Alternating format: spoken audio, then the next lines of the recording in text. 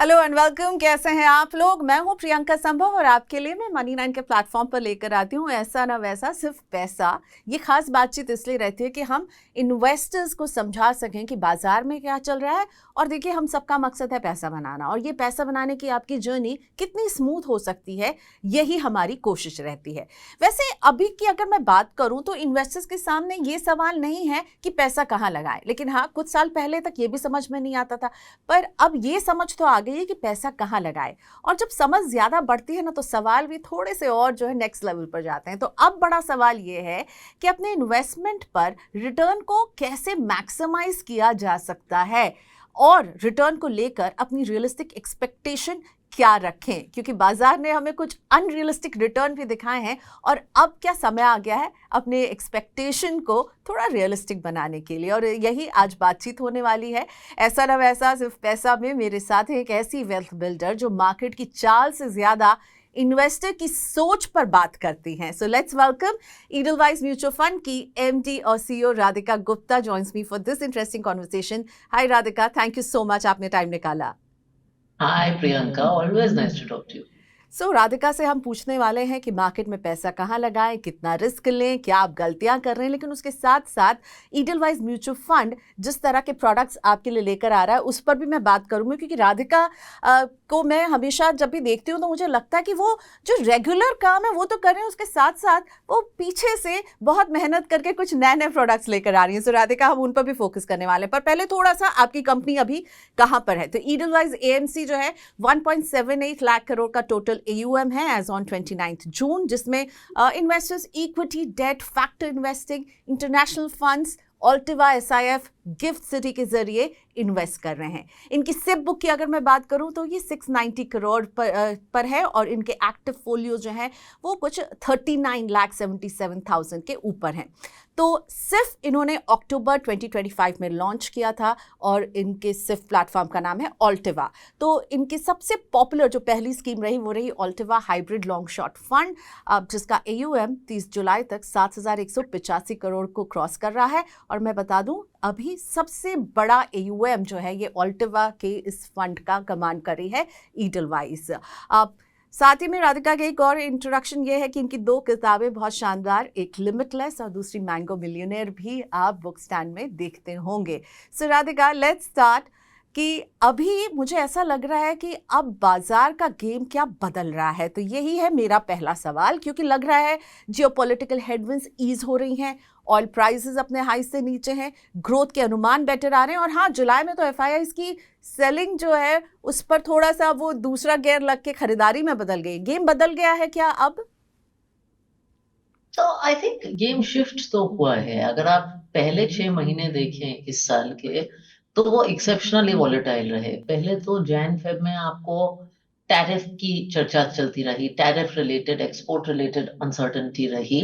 And actually अगर आप फेब्रवरी में देखें तो जो अर्निंग स्लो डाउन एक इंडिया में हुआ था, थोड़ा उसके रिवर्सल के साइन थे, थोड़ा FII बाइंग भी थी।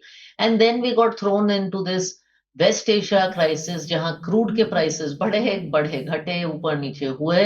करेंसी में भी आपको इम्पैक्ट दिखा, and you saw relentless period of FII selling. अब क्या हुआ है मेरे हिसाब से, जो अर्निंग्स में टर्न अराउंड है from single digit earnings to double digit earnings, वो शायद शुरू हो गया है। अगर आप Q1 के रिजल्ट्स देखें, जिनकी उम्मीद थी कि ये बहुत बुरे होने वाले हैं क्रूड प्राइस के कारण, वो इतने बुरे नहीं रहे हैं। Q2 भी हम लोगों को लगता है ठीक रहेगा। तो अगर तीसरे चौथे क्वार्टर में अर्निंग्स आपकी अपटिक में आई, तो आई थिंक थोड़ा मोमेंटम रिवर्स होगा, और फाइनली मुझे लगता है आपके FIIs भी अर्निंग्स के ही पुजारी हैं। तो FII बाइंग भी थोड़ी आ सकती है। आई थिंक अभी भी जियोपॉलिटिकल वुड्स के हम बाहर नहीं हैं। ये वेस्ट एशिया का क्राइसिस, इस पर लिड लगी है, ये रिजॉल्व नहीं हुआ है। यूक्रेन रशिया चलता रहता है। तो आई थिंक जियोपॉलिटिकल विंड्स तो चलती रहेंगी, ग्लोबली इंटरेस्ट रेट्स भी महंगे हैं। तो I think the worst perhaps may be over, the best I think is yet to come though. Okay, सो ये बेस्ट आने में कितना टाइम लग सकता है? आपको क्या लग रहा है कि अगर मैं कहूँ कि अभी और कितना इंतजार करना पड़ेगा इन्वेस्टर्स को जो सितंबर 2024 से एक बुरा दौर देख रहे हैं, उनके लिए आगे के 12 से 15 महीने कैसे रहेंगे? क्योंकि मुझे पता है आप जिस इंडस्ट्री से हैं आप शॉर्ट टर्म नहीं बात करना चाहेंगी, तो मैं इसलिए लॉन्ग टर्म का नजरिया पूछ रही हूँ। गोइंग फॉरवर्ड 12 to 15 months आप क्या देख रही हैं? See, it's very difficult to forecast, but पहले तो मैं कहूंगी प्रियंका, जो लोगों को एक इम्पेशंस आई है पिछले 2 सालों में, ये this is not a bad period. I think एक पीरियड जहाँ टैरिफ, करेंसी, ऑयल और जियोपॉलिटिक्स और एफआईआई सेलिंग रही है, अगर मार्केट्स फ्लैट रहे हैं और अभी भी 3 साल में स्मॉल कैप के returns are in multiple high double digits and 20% plus, तो ये बुरा दौर नहीं है। आई मीन, people like me who spent 20 years in the market remember periods where markets were down 30%, 50%, तो मैं ये बुरा दौर नहीं कहूंगी। But to answer your question, हमने आमतौर से देखा है, मैंने ये डेटा भी कहीं सोशल मीडिया पे डाला था, कि अगर एक ऐसा दौर आता है जहां 18 महीने बाजार पैसे नहीं बनाता, तो अगले 18 से 36 महीने ऑफर बेटर रहते हैं। एंड ये डेटा है। If this coincides with an earnings turn around तो और अच्छा। I think earnings turn around से बेसिक मार्केट में स्टेबिलिटी आएगी, जिसको आप कहते हैं ना animal spirits. That will happen when you have both domestic institutions like ourselves buying and foreign institutions buying, and that needs more earnings growth and geopolitical stability. So there is stability and then there is animal spirits. Okay, so आप कहते हैं हमेशा, मुझे लगता है SIP, systematically investment plan जो होते हैं उनको पॉपुलराइज करने में आपकी जैसी पर्सनालिटी का रोल रहा है, क्योंकि आपने खुले में आकर बताया है, अपने पोर्टफोलियो को डिस्कस किया है। बट एक लाइन जो आप हमेशा कहती हैं हमारे अलग अलग कॉन्वर्सेशन में राधिका, कि देखिए सिप का गोल मार्केट को बीट नहीं करना है, आप इस मंशा से आप इन्वेस्ट नहीं करेंगे। लेकिन जिन्होंने पिछले 2 साल में अपने पोर्टफोलियो को वो नेगेटिव पे देख रहे हैं, वो जो नए इन्वेस्टर हैं, जिन्होंने जो है ऐसे टाइम पे शुरू किया कि वो कहते हैं ना हमारा बैड लक ही खराब था, उनका बैड लक ही थोड़ा सा खराब था, उनका पेशेंस जो है वो ज़रा टेस्ट हो रहा है। उनको आप क्या कहेंगे? वो क्या स्ट्रैटेजी अभी बदलें, कुछ चेंजेस करें या बने रहें? सो उनके लिए थोड़ा डिसअपॉइंटमेंट वाली जर्नी रही है। आई थिंक वो अपनी सिप ना रोके। सिप 2 साल का प्रोडक्ट नहीं है। अगर आपने सिप 1 या 2 साल की उम्मीद से कराया है, तो शायद आपकी उम्मीदें गलत हैं। एंड मैं आपको एक डेटा देती हूँ। हमारा एक काफी बड़ा फंड है, advice mid cap fund, almost 20,000 crore का फंड है, और वो 2007 में हमने शुरू किया था। तो जारी बात है कि हमने बुरा वक्त 2008 का भी देखा है, कैपिटल मार्केट्स का शायद वर्ष। तो मैंने एक कैलकुलेशन की प्रियंका, कि अगर किसी ने उस फंड में सिप किया होता, किसी भी 10 साल का सिप किया होता, तो जो सबसे मिजरेबल इन्वेस्टर है, जो जिसके साथ सबसे बुरा हुआ है, जिसकी एंट्री टाइमिंग सबसे बुरी थी, उसका क्या रिटर्न होता? द वर्स्ट इन्वेस्टर वो invested for 10 years in that fund, उसका रिटर्न 10% है। और 10% मेरे हिसाब से कोई बहुत बुरा आउटकम नहीं है, उसके साथ बहुत बुरा नहीं हुआ है, positive 10%। So I would tell such disappointed investors that disappointment is not in the outcome. The disappointment is in the time horizon. Extend your outcome. Extend your time horizon. Okay, so जो 2 साल है उसको भूल करके अब आगे की तरफ देखिए। जो latest SIP inflows, monthly inflows के आंकड़े आए हैं, उसमें जो एक ट्रेंड नज़र आया है वो है कि इक्विटी म्यूचुअल फंड में इन्वेस्टमेंट्स को हमने 15% कम होते हुए, ड्रॉप होते हुए देखा है। सो क्या कॉशियस हो रहा है इन्वेस्टर, थोड़ा सा अभी मार्केट को देख रहा है? आपको क्या लग रहा है? प्लस लार्ज कैप से आउटफ्लो, ये इन दोनों जो फैक्ट्स जो अभी जुलाई के नंबर्स आए उसमें आए हैं, आप इसे कैसे देखती हैं? So I'll separate these two. I think industry के numbers, given everything that has happened in the 2 years, positive रहे हैं, लेकिन थोड़े से कम positive हैं। जैसे कि आपने कहा, अगर आप हर महीने देखें, so 10 to 15% का from peak fluctuation है। Now हमारी जो capital markets की industry है या MF industry है, as much as I would love to say इसको market sensitive नहीं होना चाहिए, थोड़ी market sensitivity है। So what is happening is big bang NFOs, for instance, जिनमें 2-3 हजार करोड़ एक सिंगल फंड में आता था, 5-6 हजार करोड़ के एनएफओ, ये नहीं हो रहे हैं। अगर आप देखें, हमारी इंडस्ट्री में 2 तरीका का पैसा आता है। एक तो जो रिकरिंग फंड्स में पैसा आता है, और एक जो बड़े बड़े एनएफओस में पैसा आता है। आई थिंक दूसरा नहीं हो रहा है। अगर आप 2026 भी देखें तो एनएफओ एक्टिविटी काफी कम है, क्योंकि ऐसे मार्केट में लोग वो ये पुराने ट्राइड टेस्टेड फंड्स में पैसा डालना चाहते हैं, नए कॉन्सेप्ट्स में थोड़ा कम पैसा डालना चाहते हैं। So I think that is what is happened, and it is absolutely normal. We should be very happy कि नंबर पीक से 50% नहीं घटा, 10-15% घटा है। जहां तक लार्ज कैप की बात है, this doesn't surprise me actually. लोग थोड़ा सा नुआंस्ड हो गए हैं। अगर आप देखें तीनों segments, large, mid and small, earnings growth कहाँ आई है, वो mid and small cap segment में आई है। There are many small cap stocks that are growing at 20%। If you look at the PEG ratio, P ratio adjusted for growth of small cap index, वो 0.6 0.7 है। Mid cap index का भी अच्छा है, versus large cap index is largely three sectors, IT जिसमें लोगों के mixed views हैं, बैंकिंग, एंड देन एनर्जी। तो I think I have always said कि लार्ज कैप सेगमेंट भगवान नहीं है, right? There is a world beyond large caps. And finally P ratio नहीं देखना चाहिए, P ratio adjusted for growth देखना चाहिए, and that is reflected in the numbers. Okay और मैं पूछना चाहूँगी तो इन्वेस्टर के लिए अपॉर्चुनिटी कहाँ है? क्योंकि अभी जब हमने एसआईपी की जुलाई के आंकड़े देखें तो उसमें सीधा दिख रहा है कि लोगों का रुझान अब स्मॉल कैप और मिड कैप, और इनका प्रदर्शन भी सुधरा है। तो इनके वैल्यूएशन को लेकर जो एक्सपेंसिव हैं कहा जा रहा था, वो क्या चिंता दूर हो गई है? और इन्वेस्टर के लिए अपॉर्चुनिटी कहाँ है? किसी को अभी प्लान करना है अपना इन्वेस्टमेंट, तो उसको किन पॉकेट्स पर नजर रखनी चाहिए? See, I think people have to build multi-cap or flexi-cap portfolios. It's not that I am saying कि आप large cap रखिए ना. By the way, I don't hold too many large cap funds, but it's not कि I am saying एक ordinary investor को large cap नहीं रखना चाहिए. But this idea कि निफ्टी से मेरा पूरा portfolio बन जाएगा, this I am not sure about. अगर आप बहुत कंजर्वेटिव हैं तो आप 60% लार्ज कैप रखिए, 40% मिड और स्मॉल कैप रखिए। थोड़े ज्यादा अग्रेसिव हैं तो 40% लार्ज कैप रखिए, 60% मिड और स्मॉल कैप रखिए। ये आप फ्लेक्सी कैप या मल्टी कैप फंड के जरिए कर सकते हैं, या इंडिविजुअल फंड खरीद के कर सकते हैं। But if you look at the opportunity जो हिंदुस्तान आपको देगा अगले 5 से 10 साल में, और जो नए नए सेक्टर्स हैं जो वेल्थ क्रिएट करेंगे, चाहे वो डेटा सेंटर्स हो, कैपिटल मार्केट्स हो, कैपिटल गुड्स है, इनके सारे लीडरशिप मिड और स्मॉल कैप स्पेस में प्रेजेंट है। And as I repeat, you have to look at price adjusted for growth. It is not we pay price for what, we pay price for growth of earnings. Okay अब ये closing auction जो नया जो शुरू हुआ है, इसको लेकर के एक म्यूचुअल फंड इन्वेस्टर को इसमें क्या जानना चाहिए? क्योंकि अभी फिर से बात हो रही है कि हम कुछ वो चेक कर रहे हैं, सेबी ने पहले कह दिया हम इससे नहीं हटने वाले हैं। आपका क्या व्यू पॉइंट है? You spend so much of time in capital market, ये कैश को लेकर के, और आपने इंटरनेशनल मार्केट्स को भी क्लोजली फॉलो किया जहां ऑलरेडी ये हम फॉलो करते हैं। See, cash kind of system is common in many global markets, but unfortunately India का construct is different from global markets, because जितनी in most global markets जो ETFs and index funds हैं, वो आखिरी के 15 मिनट में मार्केट के काफी सारी बाइंग करते हैं। Our challenge right now is we don't have enough participation in the cash segment of the market. Now, एक वर्डिक्ट देना मेरे हिसाब से बहुत अर्ली है, because cash has just been introduced. Hopefully what will happen with time is people will build confidence in cash, and more buying from ETFs, index funds will come to that cash segment. You will have more retail participation. और जो आप 3:20 पे जब market बंद होता है, 3:15 पे जब मार्केट बंद होता है, और फिर जो कैश का मार्क है जो कभी कभी 30-40 पैसा ऑफ दिखता है, वो वेरिएशन कम होता दिखेगा।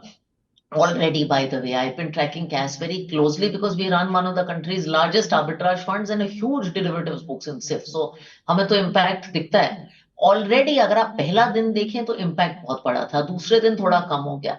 धीरे धीरे कैश में स्टेबिलिटी आई है। So I would not press the panic button yet, I would wait for stability. थोड़ा सा म्यूचुअल फंड के एनएवी में मेरे हिसाब से वॉलेटिलिटी बढ़ेगी, खासकर आर्बिट्राज फंड का जो NAV 5-10% move, 5-10 basis point move करता था दिन का, वो 20-30 मूव करेगा, तो वो आपको देखना पड़ेगा। ओके बट अदरवाइज जो हमारे दूसरे स्कीम्स आपके diversified equity schemes doesn't matter. आप 5 साल के लिए इन्वेस्ट कर रहे हैं तो एक दिन का मार्क ऊपर नीचे हो, आपको क्या फर्क पड़ता है? तो as a mutual fund investor मुझे इसको लेकर ज्यादा चिंता नहीं करनी चाहिए? नहीं। ओके फाइन, तो आप कह रहे हैं कि ये अच्छा है, थोड़ा एडजस्टमेंट होगा, और you think it's a step in the right direction. Demat accounts 2.9 million addition हुए हैं इस साल in last 6 months, okay? और IPOs की लंबी कतार है, सबको लगता है IPO क्विक मनी बनाने का तरीका है। क्या ये डीमैट अकाउंट के एडिशन और ये आप इसको जोड़कर देखना चाहेंगे, या दोनों सेपरेट आप करेंगी? I mean, I would think of both separately. I think Demat accounts is natural financialization in India. Folios बढ़ रहे हैं, Demat account बढ़ रहे हैं, ये हिंदुस्तान जैसी इकोनॉमी की जर्नी में नेचुरल प्रोग्रेशन है. अब कुछ Demat accounts एक्टिव रहते हैं, कुछ इनएक्टिव रहते हैं. IPOs I also think is a very necessary and natural progression in India because for many years बहुत सारा private capital हमारे markets में आया है, बड़े बड़े बिजनेसेस बने हैं, नए बिजनेस मॉडल्स बने हैं, और अब ये जो बिजनेसेस हैं ये इतने बड़े हो गए हैं कि honestly they can not get an exit in the private market. इनको आईपीओ मार्केट के में ही आना पड़ेगा और वहां लिस्ट करना पड़ेगा. And quite frankly I mean there are good IPOs and bad IPOs, but अच्छे आईपीओज और अच्छे कंपनीज को मार्केट वेलकम कर रहा है. There are some very good mid and small cap companies and new business models that are listing that people are very very excited about. And finally Priyanka, मेरा मानना है कि अगर हमारी म्यूचुअल फंड इंडस्ट्री को भी बढ़ना है तो we have to go from a universe of 500 listed stocks to 1500 2000 listed stocks, जिससे कि हमारे फंड मैनेजर्स को भी ज्यादा ऑप्शंस मिले when we build your portfolios. तो आईपीओ मार्केट का बढ़ना बहुत अच्छी बात है. The problem is retail investors think के कोई भी आईपीओ में पैसे डाल दो तो बना लेंगे. We actually run the country's only IPO fund, it's called Edelweiss recently listed IPO fund. वो इसीलिए बना था जिससे कि हम आपको आईपीओ सिलेक्शन में हेल्प कर दें, because some IPOs go wrong. Just because आपने कंपनी का नाम सुना है डजंट मीन कि उसका आईपीओ अच्छा होगा. तो आपने कहा आपने सबसे पहला आईपीओ फंड लेकर आई हैं, तो आपके बहुत सारे फर्स्ट मैं देख रही थी क्योंकि इंटरव्यू के पहले मैं तैयारी कर रही थी. तो you are the first one कि आप लोगों ने जो है भारत बॉन्ड ईटीएफ के जरिए पैसिव डेट इन्वेस्टिंग का ऑप्शन दिया. ठीक है, उसके बाद आपका जो है SIF, you were the first one two launch, announce हुआ और उसके 2 महीने के अंदर मतलब आप लोग ने बिल्कुल तैयारी पूरी कर रखी थी. देन आपने हाइब्रिड में मतलब एक पैसिव इन्वेस्टिंग लेकर के आई हैं. और one of the new things जो मैं पढ़ रही थी वो है आपकी रीट की ऑफरिंग जो है ये कहलाती है Edelweiss Nifty REIT and reality index fund. अभी तक नहीं था मार्केट में.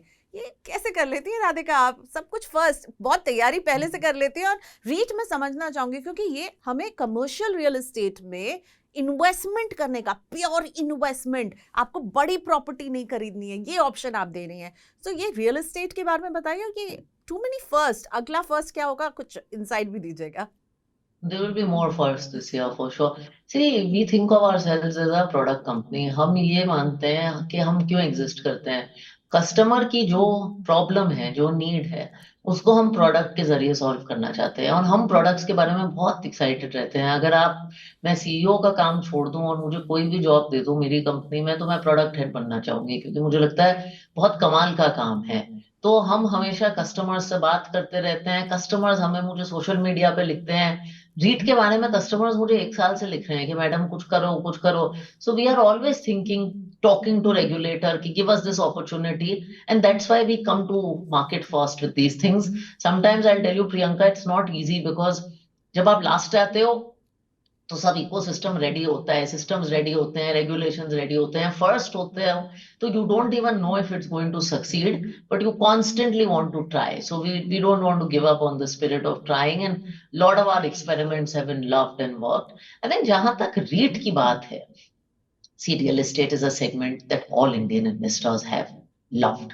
The problems in the segment are also known. बड़ा पैसा लगाना पड़ता है, ऐसे प्रोजेक्ट्स हैं जो कंप्लीशन तक ही नहीं पहुंचते, इलिक्विडिटी है. अब इसको सॉल्व करने के लिए आया रीट, जो कि पॉपुलरली ग्लोबल इंस्ट्रूमेंट है. REIT is exposure to commercial real estate, but ऐसी कमर्शियल रियल एस्टेट जो कंप्लीट है और जो आपको इनकम दे रही है. It is income generating, and income दे ही नहीं रही, उसे पे आउट कर रही है. अब रीट लोग इंडिविजुअली खरीद सकते हैं, लेकिन उसमें सिलेक्शन की प्रॉब्लम है. रीट आपको डिविडेंड देता है, आपको पता नहीं है उसका क्या करना है, टैक्स देना पड़ता है. इसलिए हमने ये रीट एंड रियल्टी फंड बनाया.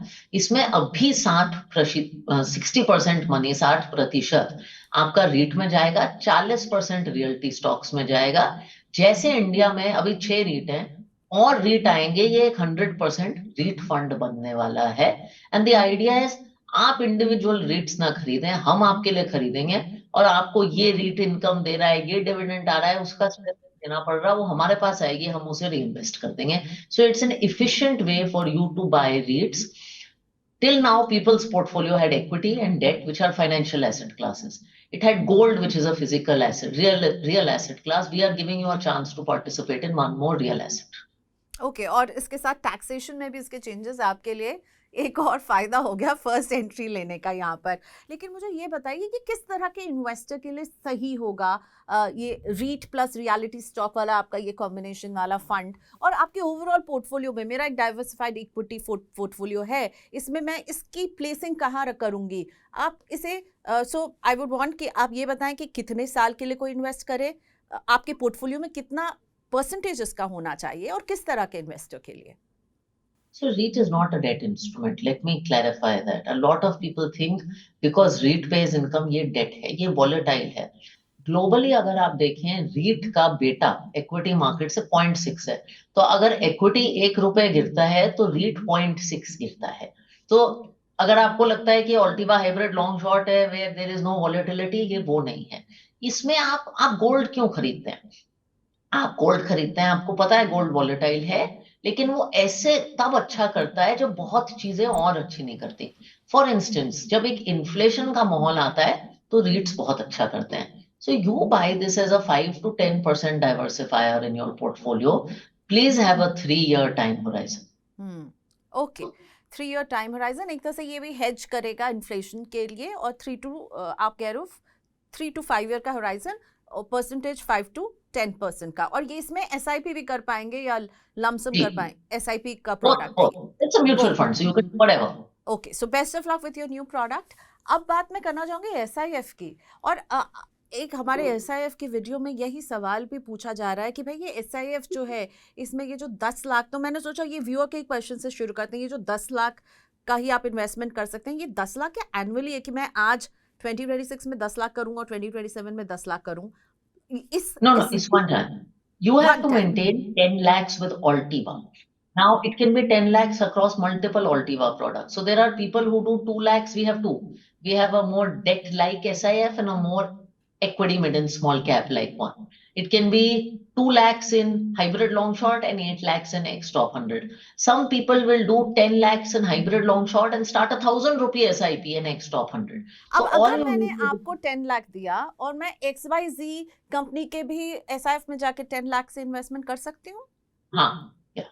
But it's at the company level. So once you are in Altiva and you've done 10 with me, the next investment can be 1,000. But if you want to do another company, then you have to start with 10 again. Okay, so that's it. और SIF का आप कैसा environment देख रही हैं? First mover advantage आपको मिल रहा है AUM के लिहाज से? I mean, I'm hoping थोड़ा performance का भी advantage मिल रहा है, but yes, performance and capability का भी. I am Priyanka shocked. I mean, 9 महीने हो गए हैं, 25,000 करोड़ की इंडस्ट्री, हम लोगों का ही इतना साइज हो गया है। इट टेल्स यू के मार्केट में अगर कुछ नई चीज आई है जो कि जेन्युइनली कस्टमर की प्रॉब्लम सॉल्व कर रही है, तो उसको लेने के लिए लोग तैयार हैं। I think hybrid long short, और अभी बहुत जल्दी है तो मैं नजर नहीं लगाना चाहती, बट एक बहुत यूनिक प्रॉब्लम सॉल्व करता है लोगों के लिए, जो एक फिक्स्ड इनकम एफिशिएंट इनकम की नीड है। भाई इक्विटी तो हम सब करते हैं, but we all have money जो हमें 1-2 साल के लिए, 1.5 साल के लिए, 2 साल के लिए रखना है, जिसपे हमें रिटर्न भी ठीक चाहिए, लेकिन बैंक हमें दे नहीं पा रहा, डेट फंड का टैक्स पूरा है। उस प्रॉब्लम को अल्टिवा हाइब्रिड लॉन्ग शॉर्ट बहुत अच्छी तरीके से सॉल्व करता है, क्योंकि हमने मार्च देखा जहां मार्केट 12% गिरा और ये फंड 1-1.5% गिरा, लोगों को मुझे लगता है थोड़ा सा उसमें कन्विक्शन आ गया है। सो मुझे लगता है जहां एंड कस्टमर्स सी, पहले हम कैसे पोर्टफोलियो बनाते थे Priyanka, we were living in a very high return environment after Covid. Market आपको 20-30-40% दे रहा था, आप फंड खरीदते थे। Now we are living in a slightly more volatile low return environment, जहां इक्विटी का रिटर्न आपको 10-12% मिलेगा, मार्केट वॉलेटाइल है। तो लोग क्वेश्चंस पूछ रहे हैं कि भाई अगर मैं कम रिस्क लेके काफी रिटर्न बना लूं तो मैं वो क्यों ना करूं। और वही ऑप्शन आप दे रहे हैं SIF से, वही आपकी कोशिश है।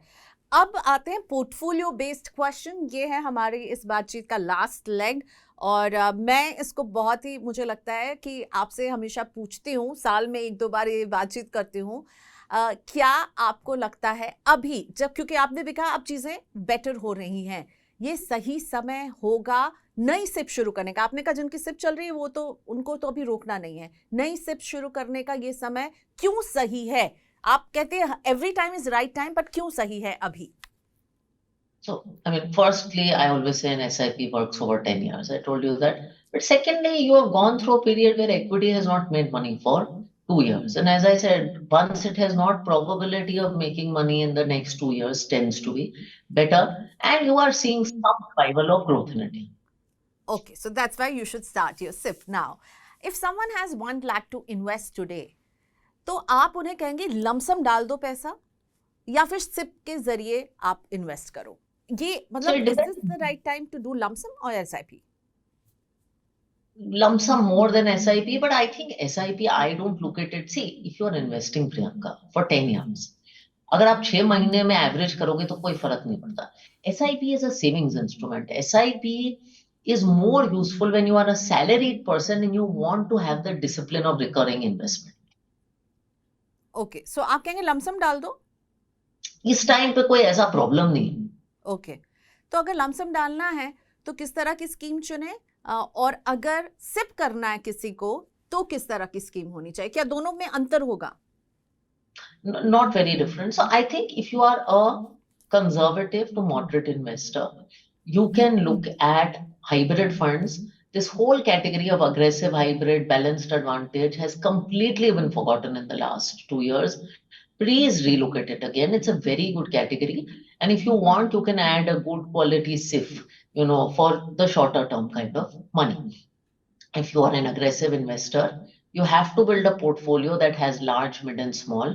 या तो आप फ्लेक्सी कैप और मल्टी कैप खरीद सकते हैं, but mid and small cap या आप डायरेक्टली एक्सपोजर लार्ज, मिड और स्मॉल खरीद के ले सकते हैं, but please have mid and small cap exposure. देखिए राधिका, अब जेनजी का ज़माना है, तो अगर कोई जो है वो 25 से 30 साल के बीच में अभी नौकरी शुरू कर रहा है और 5,000 की सिप शुरू करना चाहता है, तो उनके लिए आपको अगर मैं कहूँ कि आप उनके लिए पोर्टफोलियो बनाइए, 5,000 की सिप वो करेंगे और इस व्यू से आ रहा है कि 5 ईयर प्लस का होराइजन होगा. 10 ईयर्स तो किसने देखा है, इतने लंबे तो अभी लोग नहीं सोच रहे हैं, लेकिन हाँ 5 ईयर प्लस का टाइम होराइजन है, 5,000 की सिप करनी है, एज ग्रुप एकदम beginner. I would put a Gen Z person, I would put them in a nice multi-cap fund. Because as a young Gen Z, I think you need to have 50-60% mid and small cap exposure, which is what I've been saying. If the Gen Z is very conservative, I would start them in an aggressive hybrid fund. Okay, तो आप जो कहते हैं हमेशा दाल चावल funds, तो क्या ये multi It's not dal cap? chawal. हाँ, This is all dal chawal, right? This- Everything I've been talking about, flexi cap, these are all weather things. इसमें कोई season, इसमें कोई theme, ऐसा कुछ है नहीं. आपका आपका सिंपल फंडा रहता है, आप कहते हो कि अपने पोर्टफोलियो को सिंपल जितना रखो उतना अच्छा है. देखो समझ आएगा, और जब कुछ गलत जाएगा ना तो 30 फंड को ट्रैक करना बहुत मुश्किल होता है, 3 फंड को समझना. See when you have less to do, you are able to focus on it.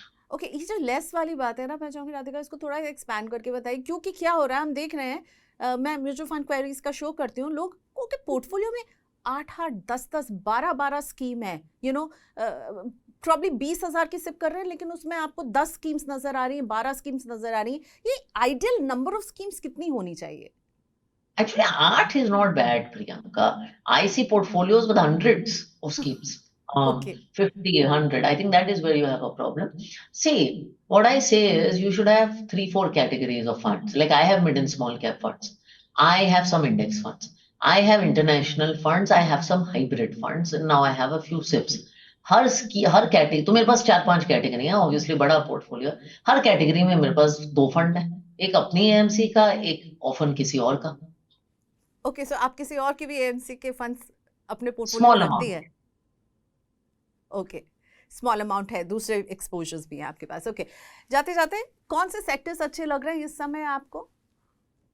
So I think discretionary consumption, उसमें your premiumization of consumption, sectors like autos, which have got a lot of SOPs and I think were really underestimated.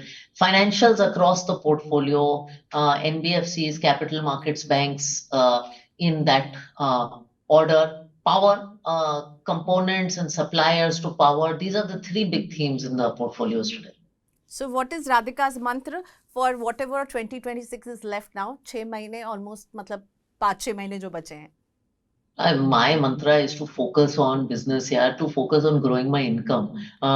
And have discipline with savings and then be patient. Because I can't control returns, but I can control income and I can control business outcomes. Okay, thank you so And much. I think Best it of will be luck. everyone's mantra. Returns come on savings and savings comes from income. So I always tell young people, focus on the biggest asset, your time. Okay तो income बढ़ाने पर focus कीजिए और return को लेके ज़्यादा tension नहीं लेना, सिंपल पोर्टफोलियो बनाइए और टाइम दीजिए उसको पेशेंस के साथ. Thank you Radhika for your time today. Thank you, Priyanka. Okay so Radhika Gupta थी मेरे साथ जो बता रही थी आगे वो क्या देख रही है. उनका कहना है कि देखिए 18 से कुछ 24 महीने हमने ऑलमोस्ट एक ऐसा समय देखा है जहाँ बहुत सारे स्ट्रगल्स रहे रिटर्न के फ्रंट पर, और जब भी ऐसा होता है ना तो आगे के 18 से 24 महीने बेहतर रहने की चांसेस प्रोबेबिलिटी बढ़ जाती हैं. आपको क्या लगता है? कमेंट सेक्शन में ज़रूर अपने रिएक्शन हमें भेजिएगा. आज के लिए इतना ही, फिर होगी मुलाकात अगले हफ्ते.